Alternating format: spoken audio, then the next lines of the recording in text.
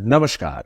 अब हम लोग इस सेक्शन में बात करेंगे लिपिड प्रोफाइल को लेकर के, किस तरीके से हम लिपिड प्रोफाइल टेस्ट के द्वारा किसी पर्सन में एलडीएल, एचडीएल, टोटल कोलेस्ट्रॉल या वीएलडीएल या ट्राइग्लिसराइड्स के बारे में जानकारी रखते हैं। उन सारी चीजों पर बात करेंगे और उसे कंट्रोल करने वाले मेडिकेशंस के बारे में भी हम बात करेंगे। चलिए देखते हैं लिपिड प्रोफाइल टेस्ट, जिसके रिजल्ट्स जब हमारे सामने होते हैं तो हम कई सारी चीजों के बारे में पता कर सकते हैं, जैसे कोलेस्ट्रॉल, ट्राइग्लिसराइड, एचडीएल, एलडीएल, बहुत सारी चीजें हमारी जानकारी में आ जाती हैं। ये किसके बारे में पता लगाने के का मकसद क्या होता है? हम कार्डियोवैस्कुलर जो रिस्क होती हैं उनके बारे में हम अनुमान लगा सकते हैं। भविष्य में कितना रिस्क है स्ट्रोक होने का, उसकी भी जानकारी मिल जाती है। मैंने इसके बारे में बता रखा है ना कि जो 85% स्ट्रोक के मामले होते हैं वो इसी तरीके से होते हैं। 85% स्ट्रोक की जो कंडीशन होती है वो एक्चुअल में धीरे धीरे हो रहे एथेरोस्क्लेरोसिस की प्रोसेस की वजह से होती है। इसी वजह से आप इस चीज को फील करेंगे कि जो हाइपरटेंसिव स्ट्रोक होते हैं वो केवल 15% होते हैं। रिमेनिंग कॉजेज एथेरोस्क्लेरोसिस से ही स्ट्रोक का जुड़ा हुआ है। अल्टीमेटली हम जानते हैं कोलेस्ट्रॉल कितना होना चाहिए। एक रिजल्ट हम एज ए डॉक्टर जानते ही हैं कि डिजायरेबल जो टोटल कोलेस्ट्रॉल होता है वो 200 mg/dL से कम होना चाहिए। बॉर्डर लाइन जो 200 से 240 तक, और हाई तब मान लिया जाता है जब ये 240 mg/dL से ज्यादा हो जाता है। तो इसमें एसडीएल की वैल्यू के लेवल पर बात करें, हमें सब कुछ समझना है। यहाँ पर यह भी जानना है कि एसडीएल कितना होना चाहिए। तो एसडीएल की सामान्य तौर पर वैल्यू 40 से ज्यादा हो तो बहुत अच्छा होता है। 40 से अगर कम होता है तो इसे लो एसडीएल माना जाता है। और जैसा कि मैंने आपसे कहा, कोलेस्ट्रॉल के मोबिलाइजेशन में एसडीएल का बड़ा रोल होता है। आपको पता है पेरिफेरल टिश्यू से कोलेस्ट्रॉल को लीवर तक ले जाने की जिम्मेदारी एसडीएल की होती है। हाई एसडीएल तब मानते हैं जब इसकी वैल्यू 60 से ज्यादा हो, जो सामान्य तौर पर बहुत कम लोगों में देखने को मिलता है। अब बात करते हैं सीरम ट्राइग्लिसराइड्स की। सीरम ट्राइग्लिसराइड्स, आप इसका बैकग्राउंड जानते हैं। जब हम भोजन करते हैं, जब हम खाना खा लेते हैं तो ट्राइग्लिसराइड्स बढ़ता ही है। तो अगर कोई पर्सन 8 to 10 आवर्स की अगर फास्टिंग नहीं रखता है तो इसकी वैल्यू सबसे ज्यादा बढ़ती है। उसकी रीजन ये है कि सीरम जो ट्राइग्लिसराइड्स होते हैं वो इनडायरेक्टली हमारे फूड के इनटेक पर डिपेंड करता है। काइलोमैक्रॉन्स के लेवल पर जब आप देखते हैं, काइलोमैक्रॉन में सबसे ज्यादा ट्राइग्लिसराइड्स ही होते हैं। तो इसलिए कहा 7 to 8 या 10 आवर्स तक, 8 to 10 आवर्स की जो फास्टिंग कही जाती है इसी वजह से कही जाती है। इसकी वैल्यू नॉर्मल मानी जाती है अगर ये टोटली ट्राइग्लिसराइड 150 से कम हो। बॉर्डर लाइन मानते हैं, इतना हाई मानते हैं जब 200 to 500 हो, और वेरी हाई मान लेते हैं जब 500 से ज्यादा हो। सिम्टोमेटिक ट्राइग्लिसराइड्स के जो इफेक्ट्स हमें देखने को मिलते हैं वो तब मिलता है जब 1000 से ज्यादा इसका लेवल रहता हो। ट्राइग्लिसराइड्स का लेवल अगर 1000 से ज्यादा है तो लोगों में इसके सिम्टम्स आते हैं, जैसे एक्लिस टेंडन के पास में। आप इसके अलावा आप रेटिना के लेवल पर या फिर बॉडी के बहुत सारे लेवल पर ट्राइग्लिसराइड्स के डिपोजिशन को देख सकते हैं। चलिए अब यहाँ पर बात करें एलडीएल कोलेस्ट्रॉल की। तो एलडीएल कोलेस्ट्रॉल ये सबसे खराब चीज होती है, क्योंकि एथेरोस्क्लेरोसिस का सबसे बड़ा क्रिमिनल यही होता है। आप जानते हैं इसकी नॉर्मल वैल्यू कितनी होती है, 100 से कम होती है। बॉर्डर लाइन इसे माना जाता है अगर ये 130 से 150 के अराउंड हो। 160 से ऊपर जब ये होने लगता है तो ये हाई मानते हैं, और बहुत ही ज्यादा तब मानते हैं जब ये 190 से ज्यादा हो। इसके मामले में है क्या कि आपको पता है जब एलडीएल का लेवल ज्यादा होता है तो इनडायरेक्टली कोलेस्ट्रॉल का लेवल भी ज्यादा होता है, और ऐसे कोलेस्ट्रॉल का लेवल जो आगे चल करके एथेरोस्क्लेरोसिस की प्रोसेस में इन्वॉल्व हो सकते हैं। एक चीज पता होना चाहिए, अगर कोई पर्सन हाइपरटेंसिव है या डायबिटीज मेलिटस वाला है तो उसके लिए कहा जाता है एलडीएल की वैल्यू 70 से कम रहनी चाहिए, ताकि उसमें रिस्क ज्यादा होता है, ज्यादा फास्टन होने का होता है एथेरोस्क्लेरोसिस का। इस बारे में पिछले लेक्चर में हम लोगों ने चर्चा किया था। चलिए अब बात करते हैं कुछ एंटी हाइपरटेंसिव ड्रग जो देने पर लिपिड की प्रोफाइल में परिवर्तन आ सकते हैं। आमतौर पर जो हमारे पेशेंट्स होते हैं वो ऐसे होते हैं जो ओल्ड एज के होते हैं और उनकी लिपिड प्रोफाइल बदल सकती है अगर हम एंटी हाइपरटेंसिव ड्रग सही तरीके से नहीं देते हैं, जैसे प्राजोसिन और क्लोनिडिन देने पर। यह सामान्य तौर पर अच्छा होता है, इसलिए अगर किसी पर्सन में लिपिड प्रोफाइल डिरेंज्ड है तो उस समय हम इसे ट्राई कर सकते हैं। ये मेटाबॉलिज्म में फेवरेबल इफेक्ट्स रखता है, एलडीएल को कम करता है, ट्राइग्लिसराइड्स को कम करता है, एचडीएल को बढ़ाता है। तो कुछ सेलेक्टिव मामलों में हम इसे दे सकते हैं। रास सिस्टम को ब्लॉक करने वाले जो मेडिकेशंस हैं, जैसे एआरबी या एसी इनहिबिटर्स जो होंगे, इनका कोई सिग्निफिकेंट इफेक्ट लिपिड प्रोफाइल पर नहीं पड़ता है। लेकिन आप बीटा ब्लॉकर अगर देते हैं या डायूरेटिक्स देते हैं एंटी हाइपरटेंसिव ड्रग्स के रूप में, तो ये सीधे तौर पर इल इफेक्ट्स डालते हैं। तो बीटा ब्लॉकर दिए जाने पर ट्राइग्लिसराइड्स की वैल्यू बढ़ जाती है, एलडीएल कोलेस्ट्रॉल बढ़ जाता और एचडीएल घट जाता। जो क्लोनेडिन अच्छा काम कर रहा था उतना ही बुरा काम, अगर क्लोनेडिन बहुत अच्छा काम कर रहा था, जितना अच्छा काम क्लोनेडिन कर रहा था उतना ही बुरा काम बीटा ब्लॉकर करने लगता है। ऐसे ही डायूरेटिक्स की बात करें तो ये भी बीटा ब्लॉकर जैसे ही होते हैं और इनके द्वारा भी एथ्रोजेनिक रिस्क बढ़ते हैं। कैल्शियम चैनल ब्लॉकर की खास बात ये होती है कि ये भी रास सिस्टम को इनहिबिट करने वाले मेडिकेशंस के जैसे ही ये भी लिपिड प्रोफाइल कोई इल इफेक्ट नहीं डालते हैं। अब चलते हैं कुछ लिपिड प्रोफाइल में नए पैरामीटर्स जिसके द्वारा हम कुछ और जानकारी प्राप्त कर सकते हैं। तो इसमें होता क्या है, एपोबी और एपोA1 इनका रेशियो हम जानने की कोशिश करते हैं। तो एक्चुअल में क्या होता है कि अगर एपोबी के वैल्यू से हम कुछ अनुमान लगा सकते हैं तो वो एलडीएल कोलेस्ट्रॉल होता है और एपोA1 ये इनडायरेक्टली एसडीएल कोलेस्ट्रॉल के बारे में हमें जानकारी देता है। तो एपोबी बी फॉर बैड और ये एलडीएल कोलेस्ट्रॉल के बारे में जानकारी देता है। ए फॉर ए1 जो होते हैं वो अच्छे लोग होते हैं तो वो एचडीएल कोलेस्ट्रॉल के बारे में जानकारी देते हैं, आपको याद रखना होगा। और लाइपोप्रोटीन ए इसकी वैल्यू क्या होती है, ये लाइपोप्रोटीन ए इसकी वैल्यू एलडीएल प्लस एपोए के बारे में हमारी जानकारी बताता है। अब आप देखें तो लाइपोप्रोटीन ए और उसके द्वारा हार्ट डिजीज का कितना रिस्क है, ये एक नया पैरामीटर है जिसकी टेस्टिंग के द्वारा हम अनुमान लगा सकते हैं। अब सवाल ये है कि अगर लाइपोप्रोटीन ए और एपो लाइपोप्रोटीन बी इसके रेशियो से हम क्या अनुमान लगा सकते हैं, तो ये कार्डियो मींस जो सीएडी के रिस्क होते हैं वो बहुत ज्यादा यहाँ बढ़ जाते हैं अगर ये रेशियो राइज होने लगता है। तो इस तरीके से एक इनडायरेक्टली हमें अनुमान लगाने को मिल जाता है। एक चीज और आपको पता होना चाहिए, टोटल कोलेस्ट्रॉल और एचडीएल का रेशियो क्या होता चाहिए। टोटल कोलेस्ट्रॉल और एचडीएल का रेशियो 3.5 से कम ही होना चाहिए। आपको पता है अगर एचडीएल ज्यादा होगा तो ये रेशियो कम होगा, आप समझते हैं। और आमतौर पर कोशिश यही की जानी चाहिए कि 3.5 से कम ही रहे ये रेशियो। आप इस चीज को ध्यान में रखिएगा, ये रेशियो कम होने का मतलब एचडीएल ज्यादा रहना चाहिए और ये अगर रहेगा तो प्रॉपर बॉडी में कोलेस्ट्रॉल का मोबिलिटी या मेटाबॉलिज्म मेंटेन रहेगा। इसी तरीके से 3.3 से 5.5 के बीच में रहेगा तो कार्डियोवैस्कुलर रिस्क या स्ट्रोक के रिस्क या एथेरोस्क्लेरोसिस का इनडायरेक्टली रिस्क यहाँ पर इंटरमीडिएट रहेगा। 5.5 से ज्यादा होगा तो यहाँ रिस्क काफी बढ़ जाता है। चलिए बात करते हैं कैसे प्लाज्मा लिपिड प्रोफाइल में डिफरेंट चीजें जो हमारे रिजल्ट्स में आते हैं उसको कैसे अनुमान लगाए जा सकते हैं। तो टोटल कोलेस्ट्रॉल की जो वैल्यू होती है एलडीएल, एचडीएल और वीएलडीएल के समेशन से मिलती है। टोटल कोलेस्ट्रॉल यही होता है और इसमें आपको पता होना चाहिए कि जितना भी कोलेस्ट्रॉल हो उसका 1/3 एचडीएल होना चाहिए। सीधी सी बात, तभी मोबिलिटी हो पाएगी। इस बात को ध्यान में रखिएगा। ये बात यही तो समझा रहा है कि कम से कम यहाँ पर क्या होता है, इसमें 3.5 से ये 3.5 इसका मतलब क्या है, यहाँ पर टोटल कोलेस्ट्रॉल और एचडीएल का रेशियो जो होता है इसमें यह 3.5 टाइम्स ही ज्यादा हो या उससे कम ही रहे। इसका मतलब क्या हुआ कि 33% या उससे ज्यादा एचडीएल रहना चाहिए। अगर आप मैथमेटिक्स के पॉइंट ऑफ व्यू से देखें तो ये मोबिलिटी तभी मेंटेन रह सकती है। और इसमें एक चीज और हिंट मिलता है कि सीरम ट्राइग्लिसराइड्स की जितनी भी वैल्यू होती है उसका 1/5 वीएलडीएल होता है। एक चीज हमेशा याद रखें, कभी लिपिड प्रोफाइल की जांच करेंगे तो ये चीज आपको मिलेगा। तो यहाँ पर ये हमें फैक्ट याद रखना होगा किस तरीके से टोटल कोलेस्ट्रॉल जितना भी हमारे लिपिड प्रोफाइल का होता है उसका 1/3 एचडीएल को होना ही चाहिए, तभी इसकी मोबिलिटी हो पाएगी। 1/3 आप कल्पना कर सकते हैं। और इसी तरीके से जो भी सीरम ट्राइग्लिसराइड्स होता है, टोटल सीरम ट्राइग्लिसराइड्स की जो वैल्यू होती है उसका 1/5 वीएलडीएल होता है। एक चीज और याद रखना होगा कि जो ट्राइग्लिसराइड्स की वैल्यू होती है वो फूड के इनटेक के साथ चेंज होती रहती है। इसीलिए जब कभी भी हम टेस्ट करना चाहते हैं कंप्लीट लिपिड प्रोफाइल की तो 8 से 10 घंटे का हमें फास्टिंग आवर्स होना चाहिए। एचडीएल फास्टिंग से प्रभावित नहीं होता है, लेकिन वीएलडीएल और ट्राइग्लिसराइड्स की वैल्यू बदल सकती है। इसलिए हमें इसके बारे में थोड़ा सा सावधानी से पेशेंट को इंश्योर करना होता है 8 से 10 घंटे की वो फास्टिंग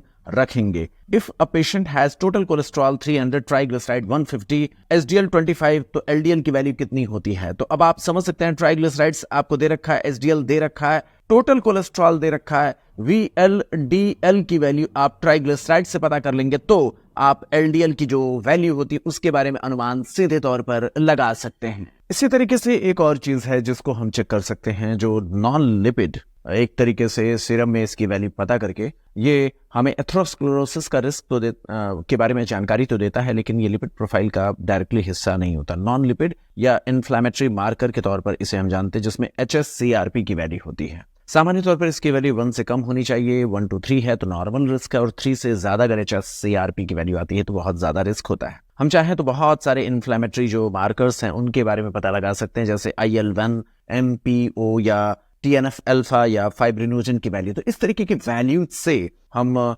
इन्फ्लेमेशन होने की गुंजाइश के बारे में अनुमान लगा सकते हैं। एथेरोस्क्लेरोसिस बेसिकली होता कैसे, इस चीज को भी थोड़ी जानने की कोशिश करेंगे, और उसके बाद हम समझने की कोशिश करेंगे लिपिड को कम करने के मेडिकेशंस क्या हो सकते हैं। LDL को कम करना, HDL को बढ़ाना हो, ट्राइग्लिसराइड्स को घटाना हो, क्या मेडिकेशंस हमारे पास हो सकते हैं। इस पूरे घटना का इफेक्ट कहां पर पड़ता है उस चीज को थोड़ा सा हम समझने की कोशिश करते हैं। एथेरोस्क्लेरोसिस को थोड़ा देर के लिए हम डिटेल में जानने की कोशिश करेंगे। कार्डियोवैस्कुलर सिस्टम और एथेरोस्क्लेरोसिस जो पैथोलॉजी का हमारा पॉइंट होता है, ये अगर एक फ्लो चार्ट के तौर पर देखा जाए तो इतनी सारी चीजें हमें यहाँ पर जाननी होती हैं। अब हम इसी को लेकर के डिटेल में चलेंगे। एथेरोस्क्लेरोसिस की घटना में कौन कौन सी चीजें रिस्पॉन्सिबल होती हैं। ऐसे लोग जिनकी फैमिली हिस्ट्री हो, जेनेटिक प्रीडिस्पोजिशन हो, डिसलिपिडीमिया के लिए हमने पिछले लेक्चर में बात किया है, या हाइपरटेंशन हो, या टाइप 2 डायबिटीज मिलिटस के पेशेंट्स हो, यानी या जेनेटिक कॉजेज हो जो कि जेनेटिक प्रीडिस्पोजिशन फॉर डिसलिपिडीमिया हो, ऐसे पर्सन,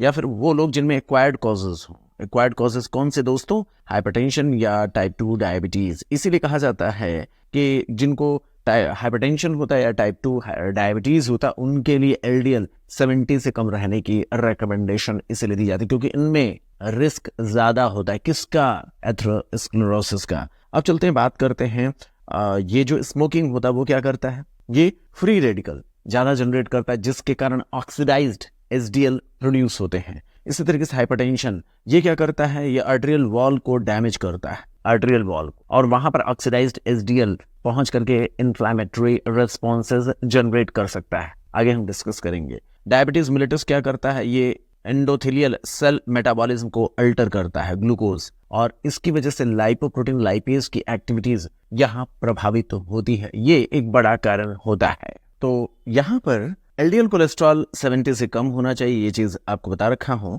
हाइपरटेंशन क्या करता है, एथेरोस्क्लेरोसिस को कैसे एक्सेलरेट करता है, ये सारी चीजें आपकी जानकारी में हैं। अब रिस्क फैक्टर कौन कौन से हैं? कुछ रिस्क फैक्टर ऐसे होते हैं जो मॉडिफाई किए जा सकते हैं, जैसे एथेरोस्क्लेरोसिस की प्रोसेस में कोई पर्सन ओबीज है, उसको कहीं एक्सरसाइज करें, डायबिटीज मिलिटस के पेशेंट हैं, कार्बोहाइड्रेट के ज्यादा डाइट्स ले रहे हैं, तो इन सभी को आप कह सकते हैं ना, शुगर कंट्रोल करें, कम means less carbohydrate rich diet लें, अल्कोहल को कम करें, हाइपोथायराइडिज्म अगर है तो प्रॉपर उसका ट्रीटमेंट लें। इन्फेक्शंस भी कई मामलों में एथेरोस्क्लेरोसिस के रिस्क को बढ़ाते हैं। जैसे आपने देखा होगा कोविड के बाद वायरल इन्फेक्शन का एसोसिएशन कार्डियक मामलों में बहुत ज्यादा देखा गया। तो ये जो एथेरोस्क्लेरोसिस की प्रोसेस होती है ना, CMV का इन्फेक्शन हो, क्लेमाइडिया का इन्फेक्शन, इवन कोविड का इन्फेक्शन हो, उससे भी ये राइज करते हैं। तो ये एक रिसर्च का पैटर्न है, और कुछ चीजें तो ऐसी होती है जो मॉडिफाई नहीं की जा सकती, जो रिस्क फैक्टर होते ही हैं। जैसे कोई पर्सन ओल्डर एज का हो, मेल हो, या टाइप A स्ट्रेस लेवल उनमें ज्यादा हो, ऐसी पर्सनालिटी हो, या कुछ लोगों में होमोसिस्टीन का लेवल ज्यादा होता है, तो उनमें भी एथेरोस्क्लेरोसिस का रिस्क ज्यादा होता ही है। इसमें ये टोटल घटनाएं होती कैसे हैं उसको देखें तो सीधे तौर पर देखा जाए तो यहाँ पर जो घटनाएं होती हैं वो LDL कोलेस्ट्रॉल के साथ शुरू होती हैं। किसके साथ दोस्तों? ये जो भी चीज आपको दर्शाई गई है ये LDL कोलेस्ट्रॉल है। LDL कोलेस्ट्रॉल के साथ हुआ क्या ऐसा? LDL कोलेस्ट्रॉल को बेसिकली मैक्रोफेजेस इनगल्फ करते हैं, और उसी के साथ यहाँ होता है वो सारी घटनाएं। तो आप आगे स्टेप बाय स्टेप देखेंगे इस LDL कोलेस्ट्रॉल को कौन इनगल्फ करता है। मैक्रोफेजेस किस में बदलते हैं? फोम सेल्स में बदलते हैं, और इसके बाद यहाँ इन्फ्लेमेशन के इवेंट्स शुरू हो जाते हैं, नेक्रोटिक सेल्स बनते हैं, थ्रोम्बस का डेवलपमेंट होता है, बहुत सारे ल्यूकोसाइट्स, यहाँ पर एक रिक्रूटमेंट होता है जो आप पैथोलॉजी में पढ़ते हैं ना, इन्फ्लेमेशन की घटना, वो सारी चीजें यहाँ पर होती हैं। तो क्या हुआ? डिसलिपिडीमिया हुआ, जिसमें LDL का लेवल बढ़ा, HDL का लेवल घटा, और इसकी वजह से ज्यादा जो LDL होता है वो डिफ्यूज होता है डैमेज्ड एंडोथेलियम की ओर, और ये इंटिमा में जा करके, आर्टेरियल वॉल के इंटिमा में जा करके एक्यूमुलेट हो जाते हैं। उम्मीद करता हूँ आपको समझ में आ रहा होगा कि एलडीएल डिफ्यूज हुआ एंडोथेलियम के भीतर गया, वह इंटिमा में जाकर के प्रवेश कर गया और वहीं रहना शुरू कर देता है। एलडीएल इंटिमा में ऑक्सीडाइज हुआ, क्योंकि स्मोकिंग या इस तरीके के अगर रिस्क फैक्टर हैं तो बहुत तेजी से वो ऑक्सीडाइज्ड एलडीएल में बदल जाते हैं, और इस तरीके से यहाँ पर क्रॉनिक इन्फ्लेमेटरी इवेंट्स स्टार्ट हो जाते हैं। और इसी को चेक करने के लिए हम व्यवस्था करते हैं किसका दोस्तों, हम व्यवस्था करते हैं HSCRP की। जो HSCRP होता है ना, वो इसी वजह से हम उसके लेवल को चेक करने की कोशिश करते हैं। उम्मीद करता हूं आपको ये सारी चीजें समझ में आ रही हैं। और HSCRP हाईली सेंसिटिव जो CRP की वैल्यू होती है, ये इन्फ्लेमेशन और वो भी कार्डियोवैस्कुलर जो इन्फ्लेमेशन होते हैं उसके बारे में हमें जानकारी देते हैं। चलते हैं बात करते हैं इस पूरी घटना में। जब इन्फ्लेमेशन होता है तो मोनोसाइट्स वेसल्स के में जो घूम रहे होते हैं वो मैक्रोफेजेस में कन्वर्ट हो जाते हैं और पहुंच जाते हैं इंटिमा में। मैक्रोफेजेस उस ऑक्सीडाइज्ड एलडीएल को इनगल्फ करते हैं, ऑक्सीडाइज्ड एलडीएल को इनगल्फ करते हैं मैक्रोफेजेस, और अपने भीतर फैट से फिल्ड हो जाते हैं। और इस तरीके से ऑक्सीडाइज्ड जो एलडीएल मैक्रोफेजेस के भीतर जा करके मैक्रोफेजेस का नया नाम फोम सेल्स दे देते हैं। इनका नया नाम क्या हो जाता है दोस्तों, फोम सेल्स हो जाता है। और इस तरीके से फोम सेल्स इंटिमा के भीतर एक्यूमुलेट हो करके एक लिपिड कोर बना देते हैं, और इस पर फाइब्रस कनेक्टिव टिश्यू एक्यूमुलेट हो जाता है अराउंड द लिपिड कोर, और इस तरीके से एक फाइब्रस कैप बन जाता है। फाइब्रस कैप कैसे फॉर्मेशन, और आप समझिए इसके चारों एक कैपिंग बन जाती है फाइबर्स की, जहां इवेंट से चल रहे हैं उसके ऊपर फाइब्रस कैप बन जाता है। और उसके बाद एथ्रोमा का फॉर्मेशन हो जाता है, जिसमें लिपिड फिल्ड प्लाक जो कि धीरे धीरे बढ़ने लगता है और पूरी वेसल के ल्यूमेन को ब्लॉक कर देता है, और इस तरीके से एथेरोस्क्लेरोसिस की घटना पूरी तरीके से कंप्लीट हो जाती है। तो आप यहाँ पर देखेंगे एलडीएल कोलेस्ट्रॉल जो यहाँ पर आपको देखने को मिला है, ये ट्यूनिका इंटिमा में चला गया। LDL cholesterol inside the tunica intima. आपको पता ना ब्लड वेसल्स में क्या होता है, tunica intima, tunica media, tunica externa. जो मीडियम साइज वेसल्स होती हैं उनके 3 लेयर होते हैं ना, तो उसमें इंटिमा में ये जाकर के एंटर करता है। और उसके बाद यहाँ पर ये एलडीएल जो यहाँ पहुंचा है, इसको खाने के लिए monocytes in the form of macrophages वहां पहुंचने लगते हैं। मोनोसाइट्स अब मैक्रोफेजेस में बदल करके पहुंचने लगते हैं। आप यहाँ पर देखें, और वो मैक्रोफेजेस जो इसे इनगल्फ करने लगते हैं एलडीएल कोलेस्ट्रॉल को, बदल जाते हैं। मैक्रोफेजेस का यहाँ नाम हमें फोम सेल्स के रूप में देखने को मिलता है। यहाँ ऐसे इवेंट्स चलते हैं जिसके कारण बहुत सारे ये मैक्रोफेजेस और ये फाइट चलती रहेगी, जिसके कारण एक नेक्रोटिक कोर वहां पर डेवलप हो जाएगा। जो आप पैथोलॉजी में पढ़ते हैं ना, इन्फ्लेमेशन की सारी घटनाएं, वो सब कुछ यहाँ पर होना है। और चूंकि ये इवेंट धीरे धीरे होते हुए बढ़ता रहेगा, आप कल्पना करें जो भी चीजें मैंने आपको बताया वो इवेंट्स धीरे धीरे बढ़ते रहेंगे, और लास्ट में यहाँ पर ब्लड वेसल्स इतना खुरदुरी हो जाती हैं, रफ हो जाती हैं, यहाँ थ्रम्बस का डेवलपमेंट होता है। तो ये एरोडेड प्लाक का डेवलपमेंट हमें देखने को मिल जाता है। अब सवाल ये है कि एंडोथेलियल डिसफंक्शन का ये इवेंट हुआ कैसे। तो आप जानते हैं जब डायबिटीज मेलिटस में शुगर कंट्रोल नहीं होता तो कुछ वजह यहाँ बन जाते हैं। हाइपरटेंशन इसकी वजह बनती है, स्मोकिंग की वजह से भी एंडोथेलियन जो उसके लेयर की मेंटेनेंस होती है वो सही तरीके से नहीं रहती, जिसके कारण परमेबिलिटी बढ़ती है। एलडीएल वहां पर अगर पहुंचेगा तो ऑक्सीडाइज हो जाता है, और ट्यूनिका इंटिमा में पहुंचा, मोनोसाइट्स का माइग्रेशन हुआ, मैक्रोफेजेस के फॉर्म में मोनोसाइट्स अपने आप को बदलते हैं, और ऑक्सीडाइज्ड एलडीएल का इनगल्फमेंट करके मोनोसाइट्स फोम सेल्स में बदल जाते हैं। इस तरीके से ये पूरा का पूरा एथेरोस्क्लेरोसिस का कन्वर्जन चलता रहता है। यहाँ पर आपको वही चीज दर्शाने की कोशिश की गई है, एलडीएल और मोनोसाइट्स के बीच में होने वाला ये इंटरैक्शन जो आगे चल करके ऑक्सीडाइज्ड एलडीएल को खा करके फोम सेल में बदल जाता है। इस पूरी घटना को देखते हुए ही टी सेल भी एक्टिवेट हो जाती हैं। आप इम्यूनिटी और इन्फ्लेमेशन की जो घटना है उसके कॉन्सेप्ट को यहाँ देखेंगे तो सीधे तौर पर समझ सकते हैं कि इस पूरी घटना में होता क्या है। स्मूथ मसल्स का भी एक्टिवेशन होता है, जो ट्यूनिका मीडिया से ट्यूनिका इंटिमा की ओर ट्रेवल करके वहां पर मिडिल साइज आर्टरीज में होने वाली घटनाएं, जिसमें ट्यूनिका मीडिया से ये muscle cells, smooth muscle cells travel करके वो ट्यूनिका इंटिमा में जा करके इकट्ठी होने लगती हैं, और इसके कारण ल्यूमेन शॉर्टन होने लगता है, और ये खासतौर पर मीडियम साइज वेसल्स या लार्ज साइज वेसल्स को इन्वॉल्व करके उसके ल्यूमेन को छोटा कर देती हैं। और ये घटना अगर ब्रेन में हुआ तो स्ट्रोक हो सकता है। ये घटना अगर बाउल में हो तो बाउल में स्टीमिया हो सकती है, हार्ट में हुआ तो एंजाइना हो सकता है, मायोकार्डियल इन्फेक्शन हो सकते हैं, कुछ भी यहाँ संभव है। तो जो फाइब्रोएथ्रोमा का फॉर्मेशन है उसको लेवल पर देखें तो मैंने आपसे कहा था ना, यहाँ पर इस चीज को आप देखने की कोशिश करें। फोम सेल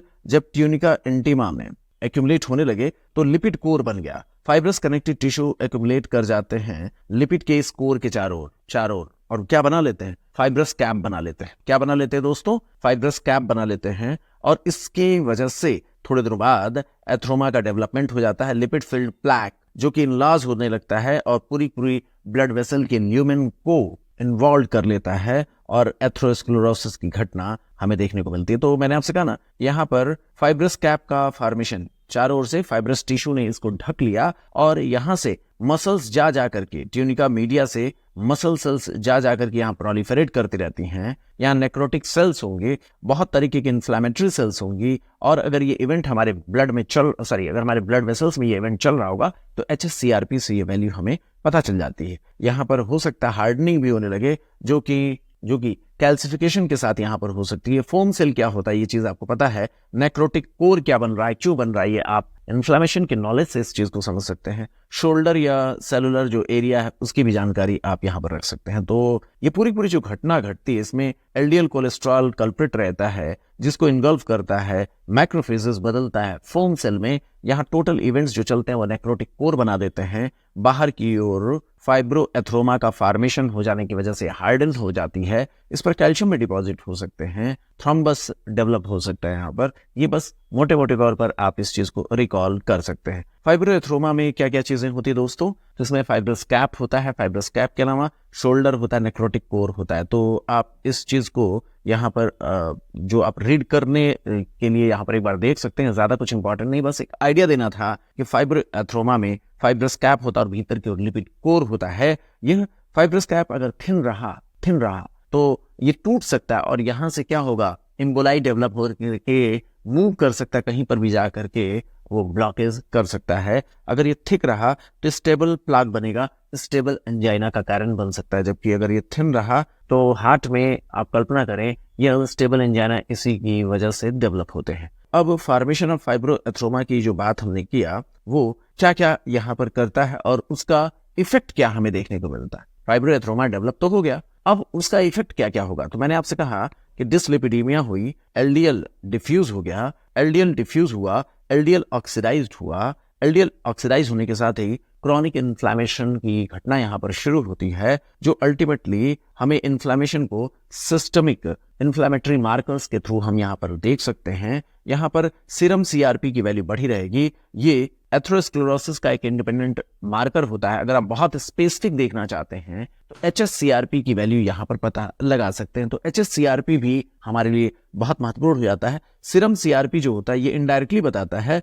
अगर आप इसका बहुत अच्छा आइडिया लेना चाहते हैं तो आप HSCRP की वैल्यू पर फोकस करेंगे। HSCRP ये सीरम में जो CRP होती है वो बहुत अच्छे से क्लियर कट नहीं बताती, बस इतना बताती है कि यहाँ पर इन्फ्लेमेशन चल रहा है। लेकिन अगर आप हाईली सेंसिटिव और उस वैल्यू को हाईली स्पेसिफिक अगर उस वैल्यू को देखने की कोशिश करेंगे तो HSCRP की वैल्यू आपको मदद कर देगी। अब यहाँ पर मोनोसाइट्स का रिक्रूटमेंट होता है, मैक्रोफेजेस में बदलते हैं, वहां पर फोम सेल का फॉर्मेशन होता है और इस तरीके से यहाँ पर स्मूथ मसल्स का भी प्रोलिफरेशन होता है, फैटी टिश्यू भी यहाँ फॉर्म हो जाते हैं और ये फैटी स्ट्रीक्स का जो फॉर्मेशन होता है ये अर्ली इंडिकेटर होता है एथेरोस्क्लेरोसिस का। ये चीज हम समझ सकते हैं। यहाँ पर क्या होता है, फोम सेल डेवलप होते हैं। फोम सेल ये क्या होता है, ये इन्फ्लेमेटरी मीडिएटर होता है जो ट्यूनिका मीडिया के स्मूथ मसल सेल्स को प्रोलिफरेट करने के लिए प्रेरित करता है। सेल्स संभव है यहाँ से डिटैच हो जाएं और लिपिड कोर में घुस करके वहां पर साइज एथ्रोमा की बढ़ती जाए, यह भी संभव है। एथ्रोमा का जो डेवलपमेंट होता है वहां पर वेसल वॉल की ल्यूमेन को ये पूरी तरीके से ब्लॉक कर सकता है और इस तरीके से अगर वो स्थिर रहा, अगर एथ्रोमा कैल्सिफाई हो गया तब तो हार्डन हो जाएगा, संभव है वो स्टेबल बना रहे। वह अगर रप्चर नहीं होता है तब तो बहुत अच्छी बात, स्टेबल एंजाइना होगा हार्ट में। अगर वो रप्चर करके एम्बोलाई बना दिया, संभव है बॉडी के किसी भी पार्ट में जाकर के अचानक से सडन कार्डियक डेथ करा सकता है। तो ये कॉम्प्लिकेशंस ऑफ एथेरोस्क्लेरोसिस की बात हम यहाँ पर सोच सकते हैं। उम्मीद करता हूँ ये सारी की सारी चीजें आपको समझ में आ रही हैं। फोम सेल क्या रिलीज करते हैं दोस्तों? फोम सेल रिलीज करते हैं प्रो इन्फ्लेमेटरी साइटोकाइंस, जिसमें IL-1 की वैल्यू, TNF की वैल्यू, इंटरफेरॉन गामा, PDGF और मैट्रिक्स मेटलोप्रोटीजेस, ये सारे प्रो इन्फ्लेमेटरी साइटोकाइंस होते हैं। इस बात को बताने का मकसद ये नहीं है कि आप इसकी मदद से कोई सवाल सॉल्व करेंगे, इसकी मदद से आप इन्फ्लेमेशन की जो घटना है ना उसको यहाँ पर कोरिलेट कर पाएंगे। ये सारे इन्फ्लेमेटरी जो साइटोकाइंस इनके बारे में पढ़ रखे हैं ना, तो जब आप वहां पर इन्फ्लेमेशन के बारे में पढ़ेंगे तो उसको इस घटना से एक बार कोरिलेट कर लेंगे। आपको पता है एंटी इन्फ्लेमेटरी साइटोकाइंस कौन सी होती? TGF बीटा और PDGF और ग्रोथ फैक्टर होते हैं। अब यहाँ पर क्या होता है, एंटी इन्फ्लेमेटरी वाले जो होते हैं ना, वो इन्फ्लेमेशन को रोकने के चक्कर में और ज्यादा खराब कर देते हैं। कैसे? कोलेजन और स्मूथ मसल्स का वहां प्रोलिफरेशन होने लगता है, जो फाइब्रोएथ्रोमा का फॉर्मेशन किया था। और जो इन्फ्लेमेटरी साइटोकाइंस होते हैं वो इन्फ्लेमेशन को और ज्यादा प्रमोट करा देते हैं, और इस तरीके से यहाँ पर सीधे तौर पर एक फाइब्रस कैप जो बना और वो धीरे धीरे रप्चर करते हुए उसकी थिनिंग संभव है। अब कैसे हम फाइब्रोएथ्रोमा के रप्चर होने के रिस्क को इवेलुएट कर पाएंगे, ये भी एक बड़ा सवाल है। तो इसके बारे में हमारी जानकारी है ना, फाइब्रोएथ्रोमा में जो हम CRP की वैल्यू को चेक करते हैं, वो HSCRP की वैल्यू से हम इसके बारे में पता लगा सकते हैं। ये हाई सेंसिटिव CRP की वैल्यू होती है, बहुत ही सेंसिटिव इंडिकेटर इन्फ्लेमेटरी प्रोसेस और खास तौर पर जो हार्ट के भीतर होता है उसके बारे में जानकारी देता है। ऐसे ही लाइपोप्रोटीन A का लेवल, लाइपोप्रोटीन A का लेवल, ये कार्डियोवैस्कुलर रिस्क से जुड़ा हुआ होता है। ये LDL और कोलेस्ट्रॉल के लेवल से अलग सीधे तौर पर हमें जानकारी देता है। लाइपोप्रोटीन A के लेवल कितना है, उसके आधार पर हम कार्डियोवैस्कुलर रिस्क के बारे में अनुमान लगा सकते हैं। ऐसे ही मल्टी डिटेक्टर CT स्कैन आ चुके हैं, जिसमें इनिशियल डेज में ही हम ये अनुमान लगा सकते हैं कितना रिस्क कार्डियोवैस्कुलर इवेंट्स के फ्यूचर में होने वाले हैं। तो ये इमेजिंग मॉडलिटी होती है, बहुत ज्यादा इन्वेसिव नहीं होती है। ये वल्नरेबल और नॉन वल्नरेबल प्लाक के बारे में जानकारी दे सकता है। इसमें थिन फाइब्रोसेलुलर कैप अगर वहां पर मिलता है तो वो आसानी से टीयर हो सकता है, और इस तरीके से वहां प्लेटलेट जुड़ करके थ्रम्बस के फॉर्मेशन के रिस्क ज्यादा हो सकते हैं, और यहाँ वहां पर एम्बोलाई भी डेवलप होने का रिस्क होता है, जो अनस्टेबल एंजाइना का कारण बन सकता है। जबकि आप देखेंगे नॉन वल्नरेबल में क्या होता है, एथेरोस्क्लेरोसिस बहुत बड़े लेवल पर होती है, और उसके अराउंड फाइब्रस जो कैप होती है वो ज्यादा बड़ी होती है, उसमें कैल्शियम का डिपोजिशन भी ज्यादा होता है, और ऐसे मामले में स्टेबिलिटी होती है, इसलिए हम इसे स्टेबल एंजाइना कहते हैं। इसमें प्लाक के रप्चर होने का रिस्क कम होता है। ये सामान्य तौर पर स्टेबल एंजाइना के मामलों से जुड़ा हुआ होता है। तो ये फाइब्रस कैप कितना थिक है, थिन है, उसका अनुमान मल्टी डिटेक्टर CT स्कैन के रिजल्ट से हम अनुमान लगा लेते हैं। अब इंपॉर्टेंट साइट जहां पर फाइब्रोएथ्रोमा का फॉर्मेशन होता है उसकी बात करें तो आपको पता होना चाहिए कि एथ्रोमा का जो फॉर्मेशन होता है, जिसमें लिपिड भीतर और बाहर की ओर इन्फ्लेमेटरी प्लॉक का बनना जो एथेरोस्क्लेरोसिस की प्रोसेस में बना है, उसमें फाइब्रस कैप अगर स्टेबल रहा, इसका मतलब अगर वो रप्चर नहीं होता है, तो फिर क्या होगा? वो सीधे तौर पर किसी खास रीजन में ब्लड के सप्लाई को स्लो डाउन करता जाएगा। आप कल्पना करें कि जो प्लाक का जो फाइब्रस कैप है वो अगर स्टेबल है और अपनी ग्रोथ को करता जाए अपनी ही जगह पर, तो आप देखेंगे ऑक्सीजन सप्लाई डिमांड मिसमैच होगी और पर्सन को हार्ट के खास हिस्से में स्टेबल एंजाइना फील होगा, और ये स्टेबल घटना होगी क्योंकि प्लाक तो स्टेबल है, जो वहां पर एथ्रोमा का फॉर्मेशन है वो भी स्टेबल है, लेकिन बॉडी के उस पर्टिकुलर आर्गन में ऑक्सीजन की सप्लाई नहीं हो पा रही क्योंकि वॉल की जो ल्यूमेन है वो नैरो होती जा रही। इसी तरीके से आप देखेंगे कॉरोनरी एंजियोग्राफी पर स्टेनोसिस होते हुए ये घटनाएं सीधे तौर पर नजर आती हैं। अब ऐसे मामलों में अगर फाइब्रस कैप रप्चर हो जाए, अगर वो थिन रहा, जो फाइब्रस कैप है वो थिन रहा, तो रप्चर कर सकता है, और इस तरीके से रफ सरफेस होने के कारण वहां पर कोआगुलेशन कैस्केड एक्टिवेट हो जाएगा। आप जानते हैं कोआगुलेशन कैस्केड क्यों एक्टिव होगा? कोआगुलेशन कैस्केड अगर वहां एक्टिव होगा तो थ्रम्बस वहां पर डेवलप हो सकता है, और वहां से वो थ्रम्बस एम्बोलाई के फॉर्म में दूसरी जगहों तक ट्रेवल कर सकता है, जो अचानक से घटना होगी जो एक्यूट कोरोनरी सिंड्रोम के तौर पर देखने को मिलती है, जो अगर मायोकार्डियल जो सेल्स हैं अगर उनकी डेथ नहीं हुई तो ये अनस्टेबल एंजाइना के तौर पर आगे प्रोग्रेस करेगी। अगर मायोसाइट्स की डेथ होती है तो मायोकार्डियल इन्फेक्शन के रूप में इसका रिजल्ट हमें देखने को मिलता है। उम्मीद करता हूं आप समझ सकते हैं स्टेबल एंजाइना, अनस्टेबल एंजाइना और मायोकार्डियल इन्फेक्शन की घटना कैसे आगे प्रोग्रेस कर रही। सब कुछ पैथोलॉजी की बेसिक समझ से ही तो जुड़ा हुआ है,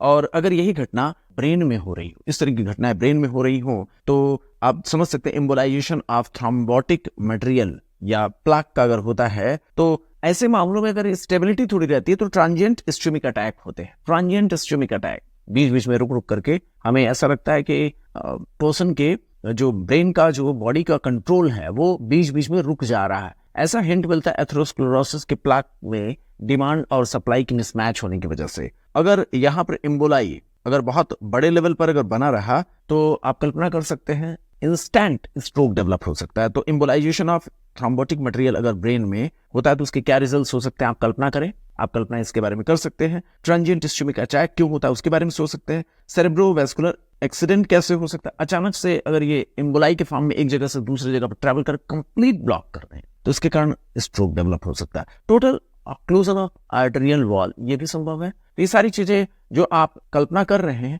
वैसा ही तो यहाँ पर होता है। इसी तरीके से पेरिफेरल आर्टरीज में अगर हम इसे देखने की कोशिश करें तो एओर्टा के लेवल पर क्या हो सकता है, यहाँ पर एओर्टिक एन्यूरिज्म हो सकता है जो रप्चर कर सकते हैं। आप देखेंगे एओर्टा के लेवल पर वेसल ऑक्लूड कर सकती है, वहाँ calcification and weakening of aortic wall हमें देखने को मिल सकता है और वो वॉल बल्ज आउट करके एओर्टिक एन्यूरिज्म का कारण बन सकते हैं। लेग्स में देखा जाए तो अगर वहां नैरोइंग हुई तो इलियक या पॉप्लिटियल या दूसरे लेग की आर्टरीज में अगर इस तरीके की घटना होती है तो लिम्ब का क्लॉडिकेशन होगा, पेरिफेरल वैस्कुलर डिजीज होंगे, गैंग्रीन या एम्पुटेशन जैसी घटनाओं के रिजल्ट्स हमें देखने को मिल सकते हैं। तो क्लॉडिकेशन, गैंग्रीन या एम्पुटेशन जैसी घटनाएं हमें देखने को मिलती है। बावल में अगर इस तरह की घटना होती है तो सिलियक या मेसेंट्रिक आर्टरीज का ऑक्लूजन हो सकता है जो बावल का इन्फेक्शन करा सकता है। अब चलते हैं, बात करते हैं फाइब्रोएथ्रोमा का डेवलपमेंट कहाँ पर कितना हो सकता है।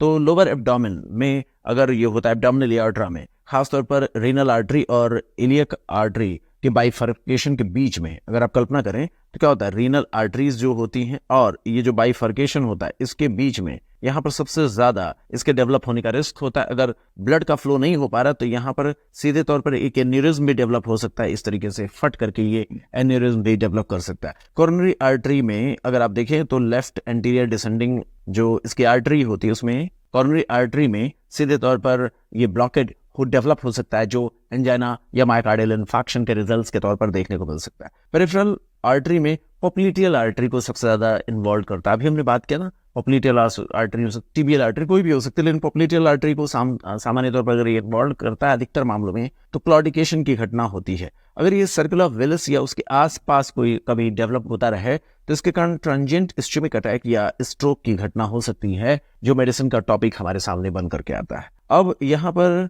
सबसे कम एथेरोस्क्लेरोसिस कहाँ पर होता है, इंटरनल मेमोरी आर्टरी में सवाल पूछा जाता है और इसी वजह से बाईपास की सर्जरी में CABG के दौरान हम इंटरनल मेमोरी आर्टरी का इस्तेमाल करते हैं। कॉम्प्लिकेशंस क्या क्या पढ़े हमने फाइब्रोएथ्रोमा का, वो रप्चर कर सकता है, वहां पर लोकल थ्रोम्बस बन सकता है, रप्चर करके जो थ्रोम्बस बना वो आगे ट्रेवल कर सकता है, एन्यूरिज्म हो सकता है, अभी मैंने कहा था ना एओर्टा का एन्यूरिज्म, और वो डिसेक्ट भी कर सकता है। एओर्टिक डिसेक्शन जैसी घटनाएं भी यहाँ पर संभव हैं। अब यहाँ पर सवाल पूछा गया, atherosclerotic plaque at the time of rupture are all except thin fibrous cap, multiple foamy cells, smooth muscles hypertrophy, cell debris। तो यहाँ पर स्मूथ मसल सेल की हाइपरट्रॉफी नहीं बल्कि वहां पर क्या होता है, हाइपरट्रॉफी नहीं बल्कि हाइपरप्लेजिया होता है, सेल्स वहां प्रोलिफरेट करके अपने नंबर्स को बढ़ाते हैं। ये सवाल थोड़ा सा टिपिकल है लेकिन इसको समझना होगा। नेक्स्ट लेवल पर हम चलेंगे तो आपके साथ डिस्कस करेंगे लिपिड लोअरिंग ड्रग्स और उनका इंपॉर्टेंस कैसे होता है।